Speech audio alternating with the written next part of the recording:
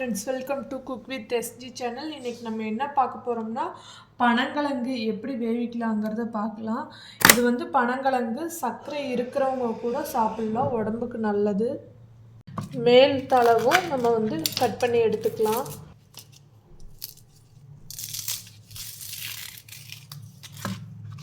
கீழே தளவும்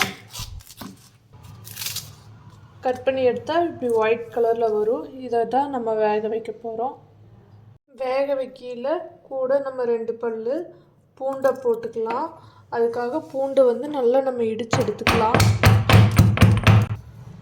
இப்போ இடித்து எடுத்தோடனே நம்மளுக்கு நல்லா பூண்டு வந்து நல்லா தட்டி எடுத்துருக்கோம்.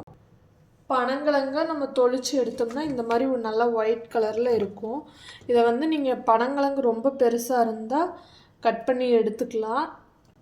கட் பண்ண பனங்கிழங்கை வந்து நம்ம தண்ணியில் ஒருக்கா அலாசிட்டு குக்கரில் போட்டு வேக வைக்கலாம்.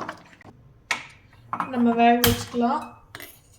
அதுக்காக பனங்கிழங்கு வேகிறதுக்கு கொஞ்சம் தண்ணி, பனங்கிழங்கையும் உள்ளே ஆட் பண்ணிக்கலாம். பனங்கிழங்கு வந்து நம்ம குக்கருக்கு அளவாக இருக்கிற மாதிரி கட் பண்ணி போட்டிருக்கோம். இது கூட வந்து மஞ்சத்தூள், உப்பு ஆட் பண்ணிக்கலாம். 1/4 டீஸ்பூன் மஞ்சத்தூள், கல்லுப்பு தேவைக்கேற்ப, தட்டி வச்ச பூண்டை உள்ளே ஆட் பண்ணிக்கலாம். இதோட மூடி போட்டு ஒரு 15 விசில் விட்டு எடுத்துக்கலாம். அப்போ தான் நல்லாயிருக்கும். 15 விசில் வந்துருச்சு. நம்ம ஆஃப் பண்ணிவிட்டு விசில் அடங்கினோடனே வெந்ததை பார்க்கலாம்.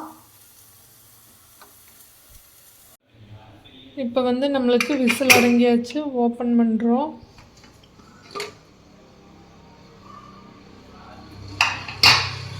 நல்லா வெந்துருச்சு.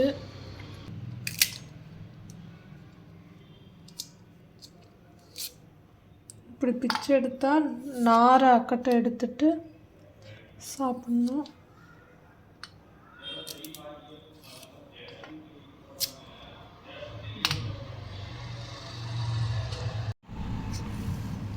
பனங்கிழங்கு இப்படி பிரித்து எடுத்தோம்னா உள்ளே ஒரு குச்சி மாதிரி இருக்கும்.